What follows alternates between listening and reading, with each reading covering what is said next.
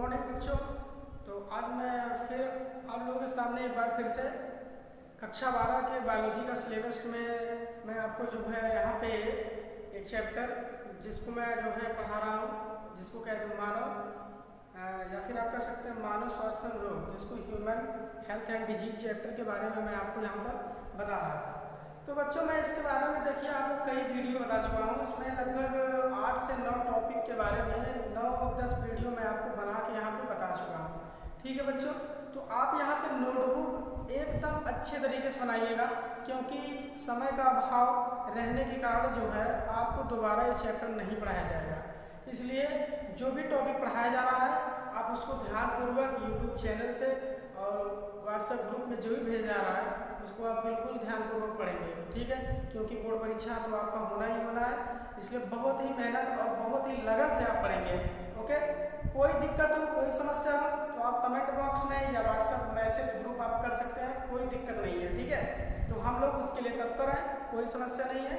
Okay मेरे बच्चों, तो बच्चों यहाँ पे हम देखिए आपको जो है पिछली वीडियो में ड्रग्स के बारे में बताए थे। इसके पहले मैं जो वीडियो बनाया था उसमें जो है कैंसर के बारे में बताया था। इसके पहले जो बनाया था वो एड्स के बारे में बताया था।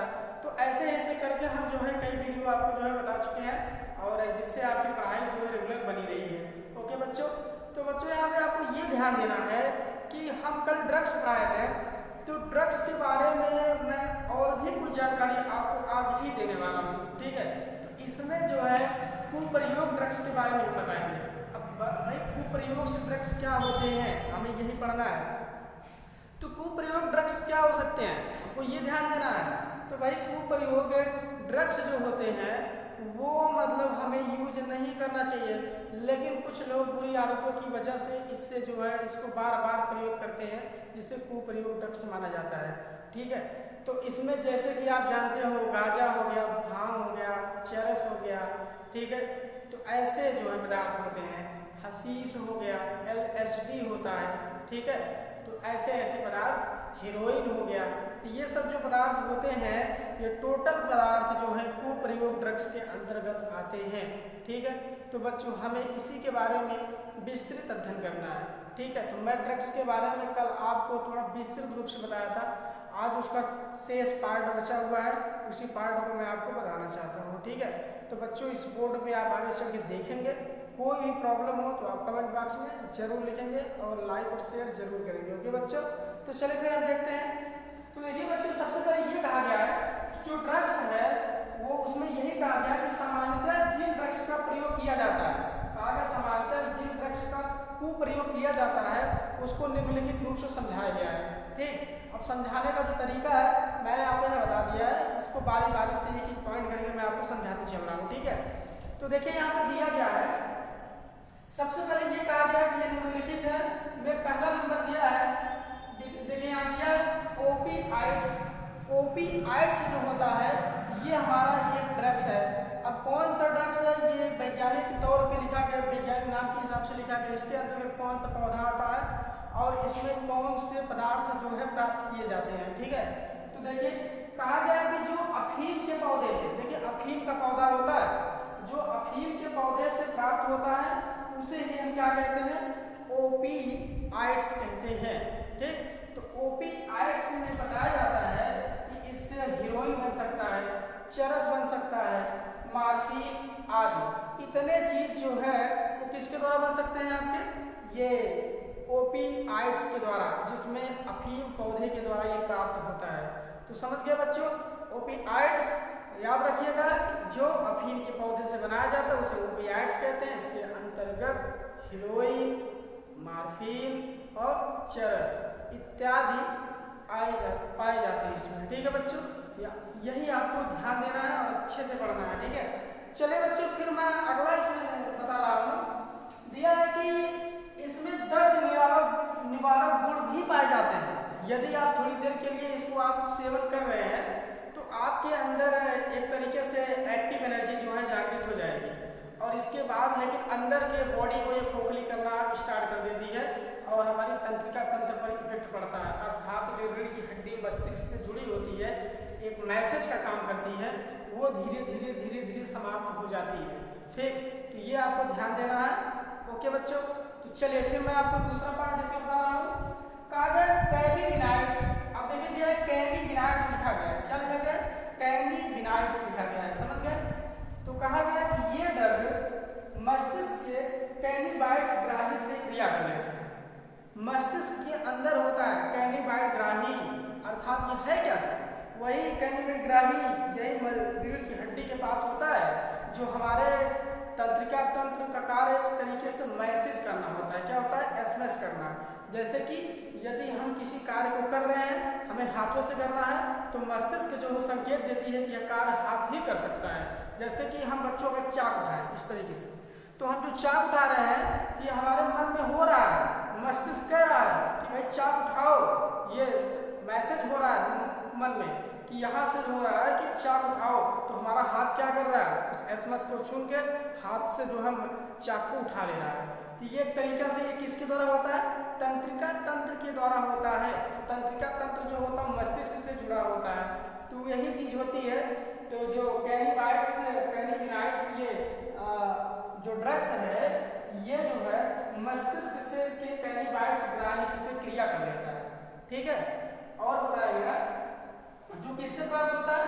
भांग के पौधे या पुष्प से प्राप्त होता है। भांग जानते ही हैं, लोग खाते हैं, होली में खाते हैं, मतलब और भी इस तरीके से खाते हैं। बहुत से लोग होते हैं कि पर डे खाते हैं भांग, 2-4 गोलियां जरूर खा लेते हैं। तो ऐसी स्थिति में उनके अंदर जो सेहत होती है उनका डैमेज हो जाता है और उन्हें गलत इफेक्ट पड़ने लगता है, समझ गए? तो फिर चलिए बच्चों मैं आपको बता रहा हूँ कि एग्जाम्पल के तौर पर यदि देखा जाए इसमें बनता क्या है? हशीश और गांजा। हशीश और गांजा, यही 2 चीज में बनते हैं, समझ गए? बहुत इंपॉर्टेंट है, एग्जाम में पूछा गया क्वेश्चन है, बार बार पूछता है। चलिए होमवर्क के तौर पे मैं आपको होमवर्क यहाँ पे दूंगा कि इसमें क्या क्या आपका क्वेश्चन पूछ सकता है, किस तरीके से पूछेगा, समझ गए? तो चलिए फिर देखिए दिया है कोका एल्केलाइड्स। अब कोका एल्केलाइड्स क्या है हमें ये देखना है। तो कोका एल्केलाइड्स जो होता है, बताया गया कि ये कोका इरिथ्रोजाइलम कोका पौधे से प्राप्त होता है। कौन सा पौधा है? यही देखिए, पौधे का नाम क्या है? एरिथ्रोजाइलम कोका पौधे से क्या हो रहा है? प्राप्त हो रहा है, समझ गए? और कहा जाता है कि इसमें मुख से सांस लेने में समस्या होती है।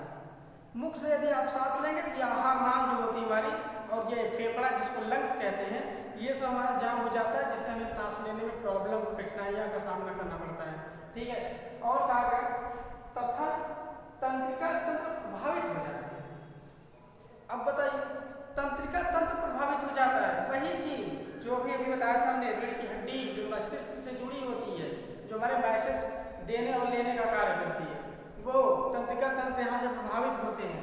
किससे? कैनिबिनाइड्स ड्रग्स से, ठीक है?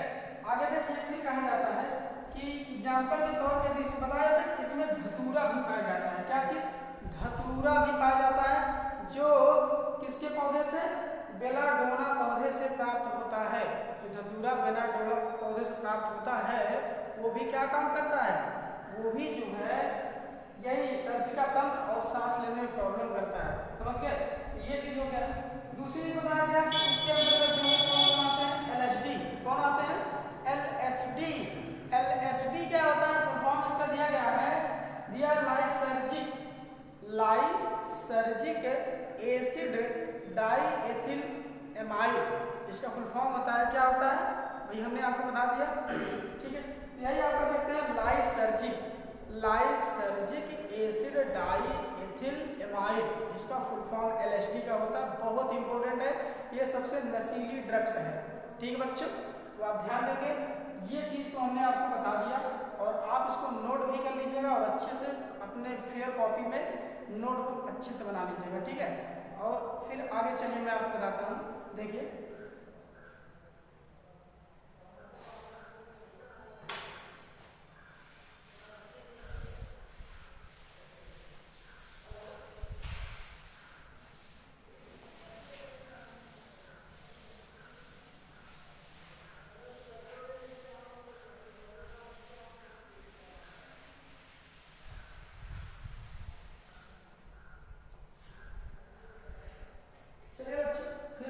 बढ़ता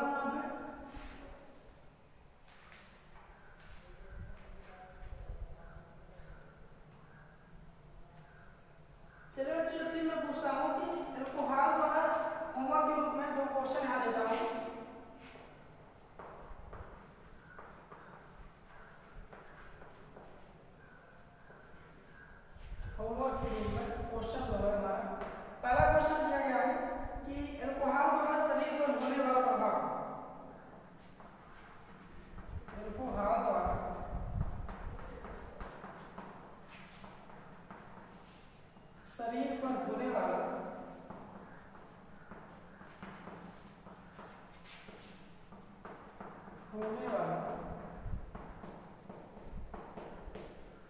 तत्कालिक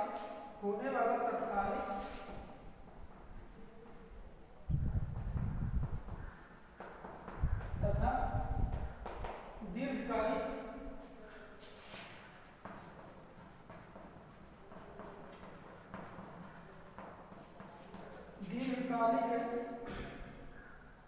प्रभाव की सूची बनाओ। दीर्घकालिक प्रभाव को व्यक्त कीजिए।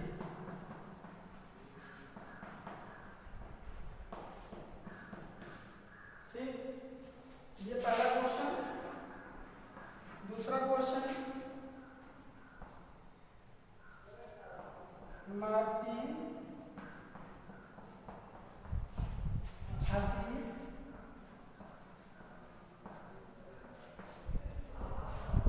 LSD किससे प्राप्त किया? प्राप्त होते हैं, या फिर आप कह सकते हैं किस पदार्थ से प्राप्त होते हैं।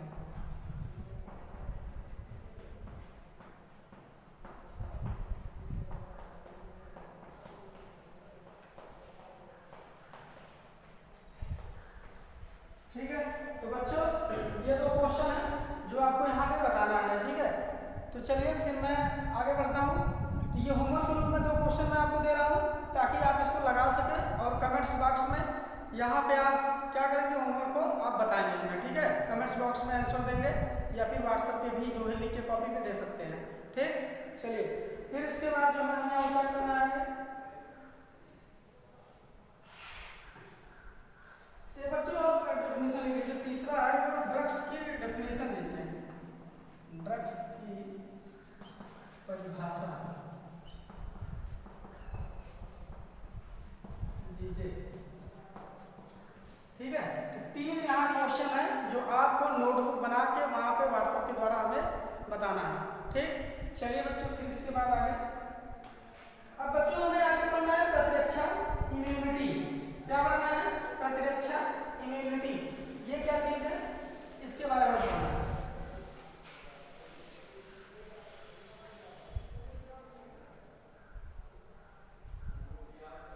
देखिए प्रतिरक्षा,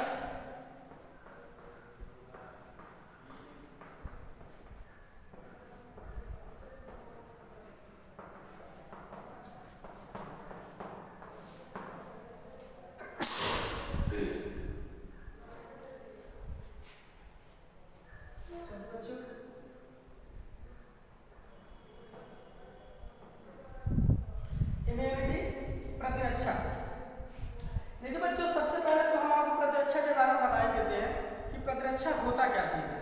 ठीक है, तो हमें इसके बारे में आपको बताना है। ठीक है बच्चों, तो देखिए बच्चों प्रतिरक्षा क्या चीज है।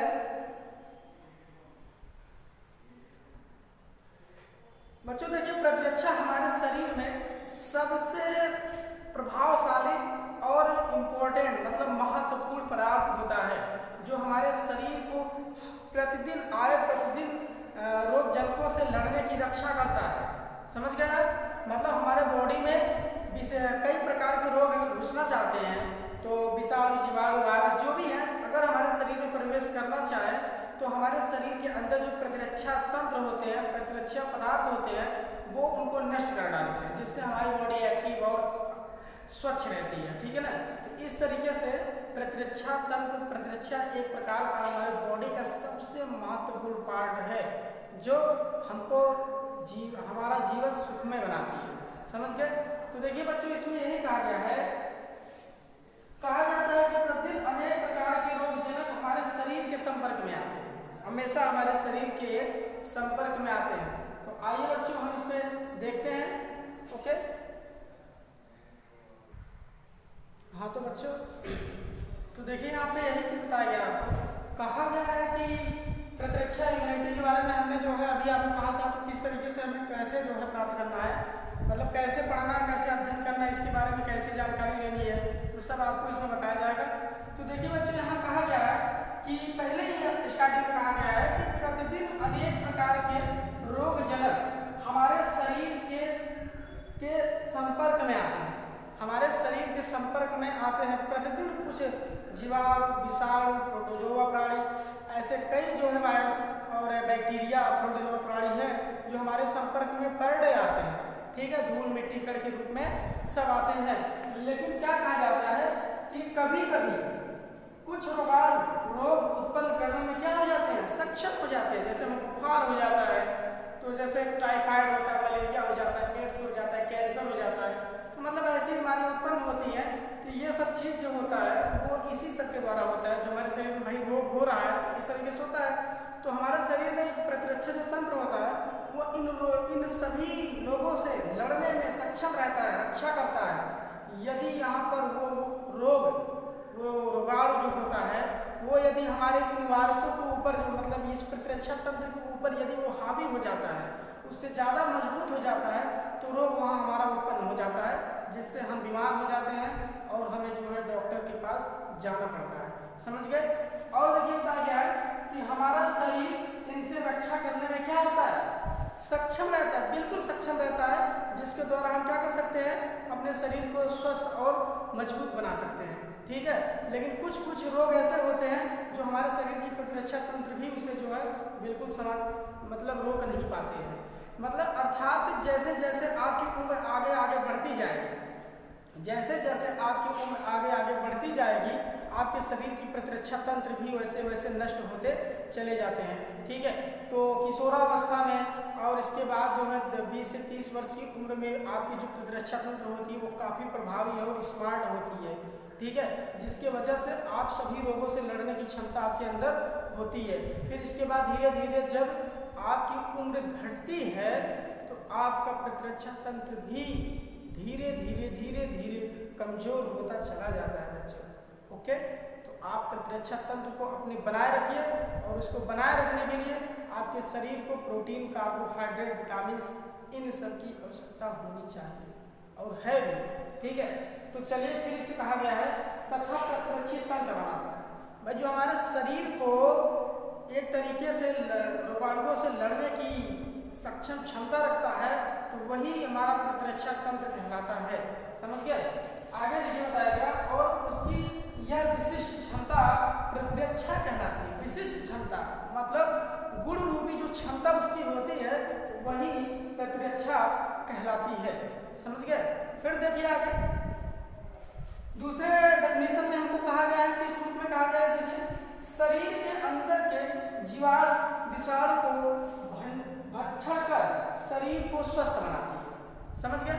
कहा गया शरीर के अंदर जो यदि हमारे शरीर के अंदर जीवाणु विषाणु प्रवेश कर जाते हैं तो ये प्रतिरक्षा पदार्थ जो होता है हमारे शरीर से जीवाणु विषाणुओं को भक्षण कर लेता है, जिससे हमारे शरीर को स्वस्थ और सुंदर बना देता है, ठीक है। यही चीज है जिसे हम प्रतिरक्षा तंत्र कहते हैं। ये इसका डेफिनेशन है जो आप इसको जानेंगे और समझेंगे। कहा जाता है कि प्रतिरक्षा के प्रकार, प्रतिरक्षा कितने प्रकार के होते हैं, तो प्रतिरक्षा मात्र 2 प्रकार के होते हैं। एक होता है अविशिष्ट प्रतिरक्षा, एक होता है विशिष्ट प्रतिरक्षा। तो बच्चों आपको यही बताना है कि विशिष्ट प्रतिरक्षा क्या होता है और अविशिष्ट प्रतिरक्षा क्या होता है। तो सबसे पहले हम लोग पढ़ेंगे अविशिष्ट प्रतिरक्षा, स्वाभाविक प्रतिरक्षा, या फिर क्या कह सकते हैं दूसरे नाम से हम जान सकते हैं जिसका देखिए नाम लिखा गया है सहज या अविशिष्ट प्रतिरक्षा, दूसरा है उपार्जित या विशिष्ट प्रतिरक्षा। 2 ही प्रतिरक्षा है जिसको हमें पढ़ना है इस टॉपिक के अंतर्गत। समझ गए? तो पहला चीज क्या दिया गया है कि सहज या विशिष्ट अविशिष्ट प्रतिरक्षा, ये एक ऐसा प्रतिरक्षा तंत्र है जो हमारे शरीर में जन्मजात ही उत्पन्न हो जाता है। मतलब यदि हम जैसे ही जन्म लेते हैं वहीं ये क्या होता है, स्टार्ट हो जाता है, ठीक है।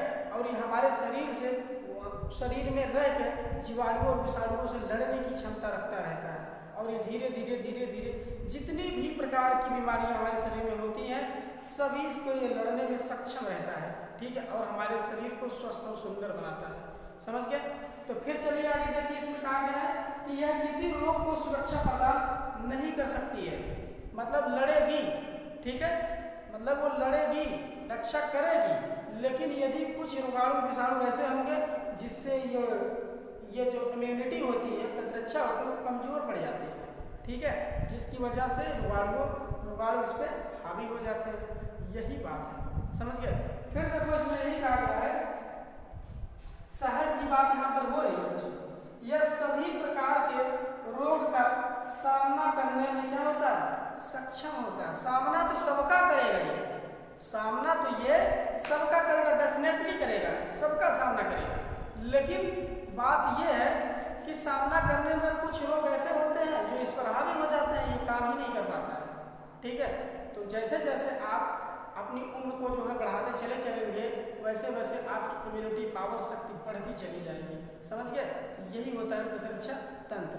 फिर देखिए आगे इसमें कहा गया है कि अतः इसे हम क्या कह सकते हैं, जन्मजात प्रतिरक्षा भी कहते हैं। क्या कहते हैं, जन्मजात प्रतिरक्षा भी कहते हैं। ठीक, अब हमें देखना है कि ये कहाँ पाया जाता है, हमें ये देखना है।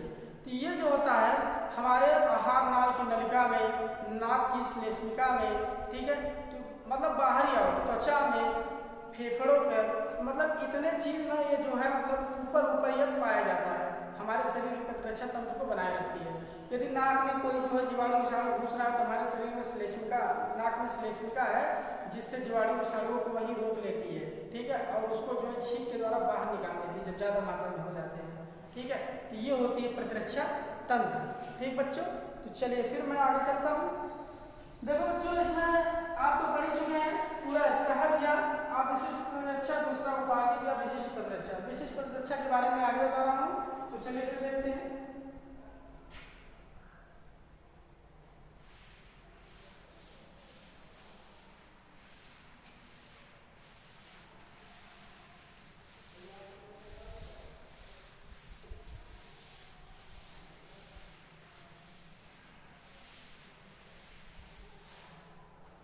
देखिए बच्चों, इसके अंतर्गत हम कैसे क्या कर सकते हैं कि इसी में बता रहा हूँ, जैसे एग्जाम्पल के तौर पे हम बता रहे हैं, जैसे त्वचा हो गया, ठीक है, नाक की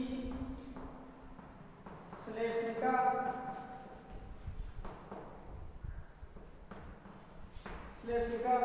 और हम ले सकते हैं जैसे श्लेष्मिका और श्वसन नाल, आहार नाल, श्वसन नाल, और क्या हो सकता है, आहार नाल,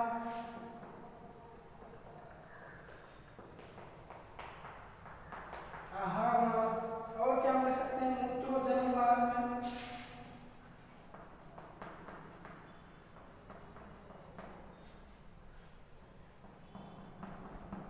मूत्रोजनन मार्ग में उपस्थित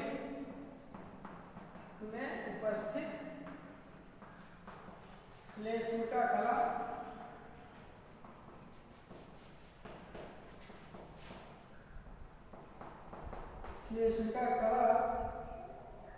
तथा श्लेष्मिका कला द्वारा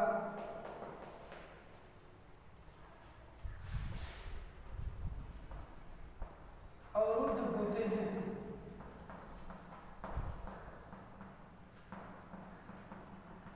ठीक, ये तो देखिए हो गया अंदर का।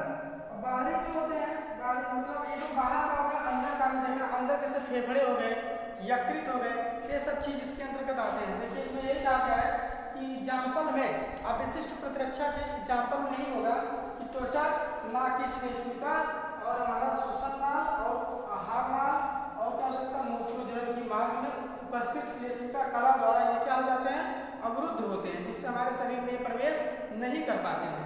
समझ गए। तो चलिए फिर मैं इसके आगे चलता हूँ।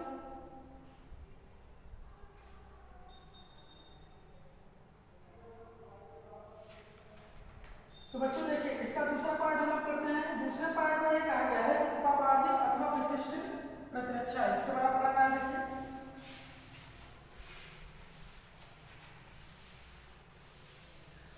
इसमें कह रहा है कि जब रोगाणु प्रतिरक्षा तंत्र के प्रथम दोनों स्तर को पार करके संक्रमण स्थापित करने में सफल हो जाते हैं तो तृतीय स्तर की प्रतिरक्षा प्रक्रिया प्रारंभ होती है, जिसे उपापार्जित या विशिष्ट प्रतिरक्षा या अनुकूली प्रतिरक्षा कहते हैं।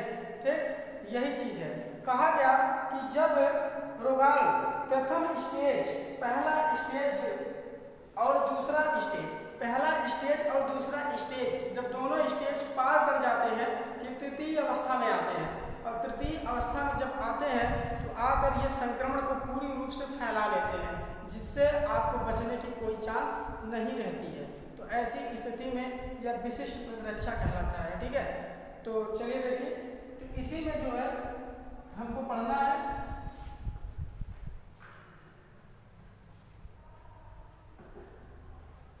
देखिए ये कहा गया है कि जब रोगाणु प्रतिरक्षा तंत्र के जब, या फिर आप लिख लीजिए विशिष्ट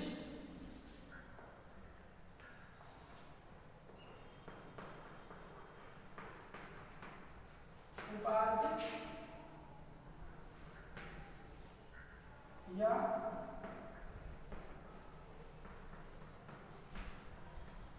विशिष्ट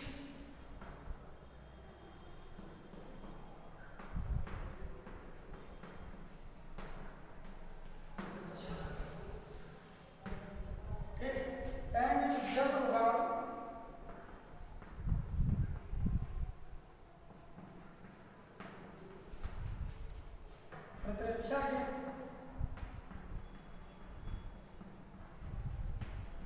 के प्रथम दोनों स्तर को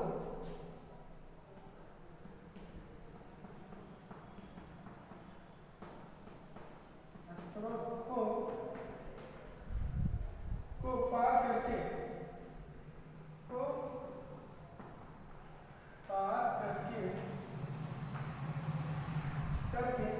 संक्रमण स्थापित करने में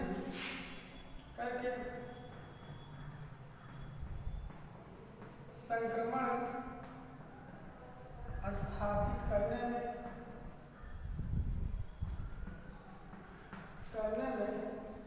सफल हो जाता है, सफल हो जाता है। ठीक है, सफल हो जाता है तो तृतीय स्तर की प्रतिरक्षा क्रिया प्रारंभ होती है। तो तृतीय स्तर की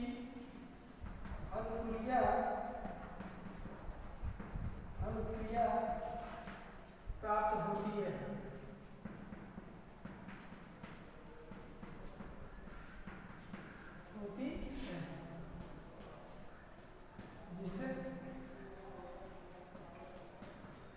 जिसे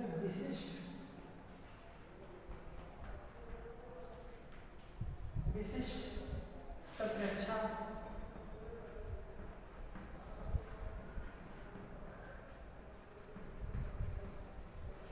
तंत्र कहते हैं।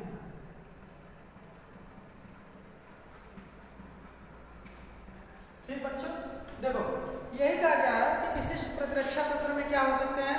तो बच्चों यही बताया गया है कि जब रोगाणु प्रतिरक्षा के प्रथम दोनों स्तरों को पार करके संक्रमण स्थापित करने में सफल हो जाते हैं।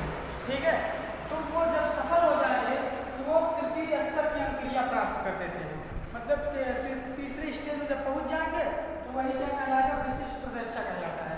ठीक है, उपार्जित, तो ये जब उसमें पहुंच जाएंगे तो उच्चतम स्तर की रक्षा उपलब्ध कराती है, तथा इसमें बताया जाता है कि यह प्रतिरक्षा रोगाणु विशिष्ट होती है। ठीक है, या फिर हम इसमें लिख लेते हैं कि इसे प्रतिरक्षा विशिष्ट प्रतिरक्षा तंत्र कहते हैं, या फिर अनुकूली प्रतिरक्षा तंत्र कहेंगे। ठीक है, कहा जाता है कि यह प्रतिरक्षा रोगाणु विशिष्ट होती है, यह प्रतिरक्षा रोगाणु विशिष्ट होती है। प्रतिरक्षा रोगाणु विशिष्ट होती है, विशिष्ट होती है तथा उच्चतम स्तर की रक्षा उपलब्ध कराती है, तथा उच्चतम स्तर की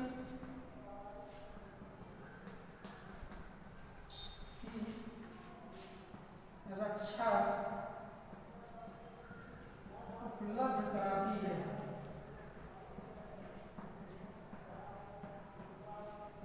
कराती है, इसमें इसका विशिष्ट लक्षण है।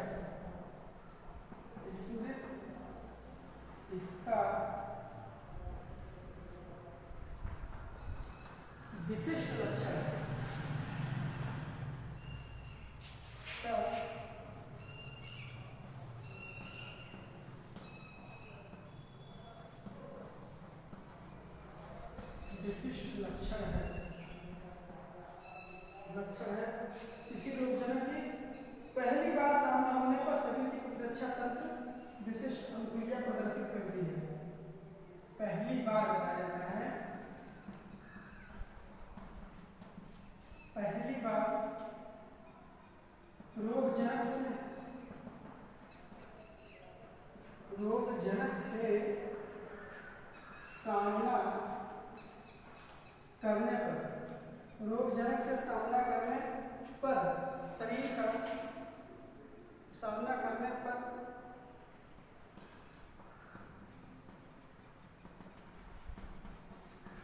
शरीर का प्रतिरक्षा तंत्र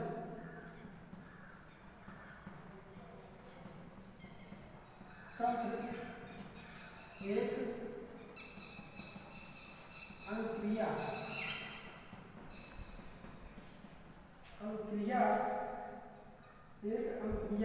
विशिष्ट अनुक्रिया प्राप्त करता है, अनुक्रिया प्रदर्शित करता है।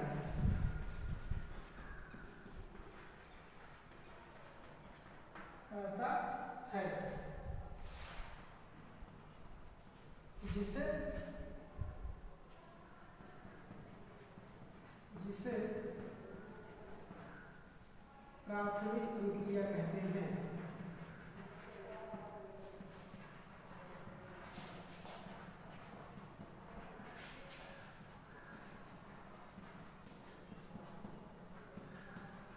ठीक बच्चों, तो देखो बच्चों क्या बताया गया इसमें, हम फिर से बता रहे हैं। देखो बच्चों यहाँ यही कहा गया हमारा सेकंड जो पार्ट है प्रतिरक्षा तंत्र का, उपार्जित या विशिष्ट प्रतिरक्षा, इसी के बारे में हमें बताना है। तो मैंने आपको जो है फर्स्ट बता दिया, जिसे सहज या उपार्जित प्रतिरक्षा कह सकते हैं।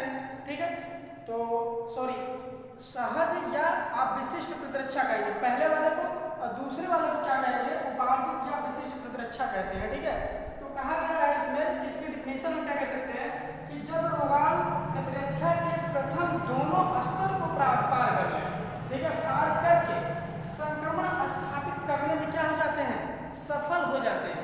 पहला स्टेज और उसी में दूसरा स्टेज, दोनों स्टेज को प्रतिरक्षा उसमें कई चरण के रूप में होती है। जब दो चरणों को ये रोगाणु पार कर लेते हैं, तीसरे चरण में जब पहुंच जाते हैं, तो उसी चरण में पहुंचकर कहा जाता है, अगर सफल हो जाते हैं तो ये कहाँ पहुंच जाते हैं, तीसरे चरण में।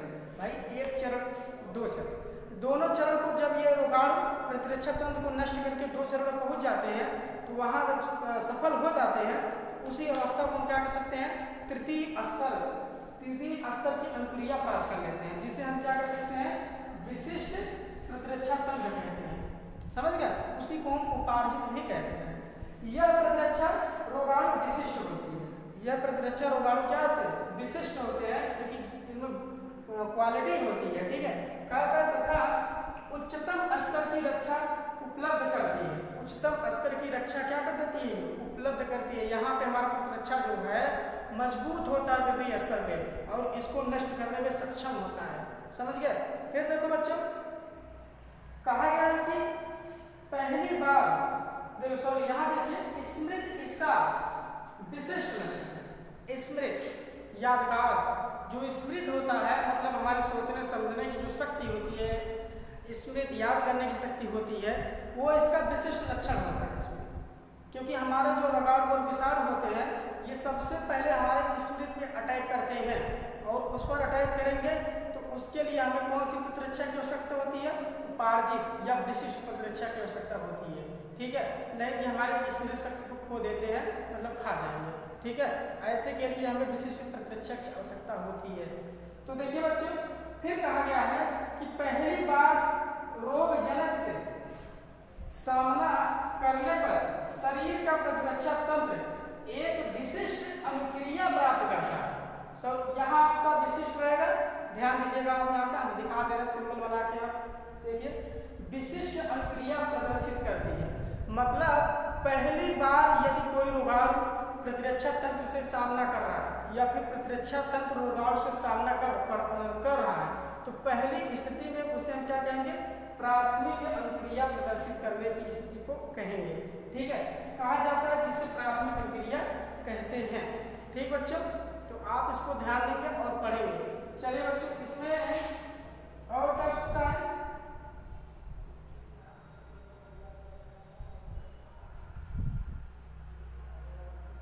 चलिए बच्चों, आज के लिए सिर्फ इतना ही। आगे हम आपको जो है अगले वीडियो में इसके बारे में थोड़ी और जानकारी शेष बची है जो हम आपको पूर्ण रूप से दे देंगे। ओके, थैंक यू बच्चों। और बच्चों, यहाँ पर वीडियो अगर अच्छी लगी हो तो कमेंट्स करेंगे, मतलब शेयर करेंगे, लाइक करेंगे। यदि कोई भी प्रॉब्लम हो तो आप कमेंट्स बॉक्स में जरूर लिखेंगे और कहेंगे। और जो हम होमवर्क के रूप में 3 जो है क्वेश्चन दिए हैं उसको आप जो है नोटबुक पे जो है लिख के व्हाट्सएप मैसेज में आप अपने ग्रुप में जो है शेयर करिएगा। ओके बच्चों, ओके, धन्यवाद, बाय।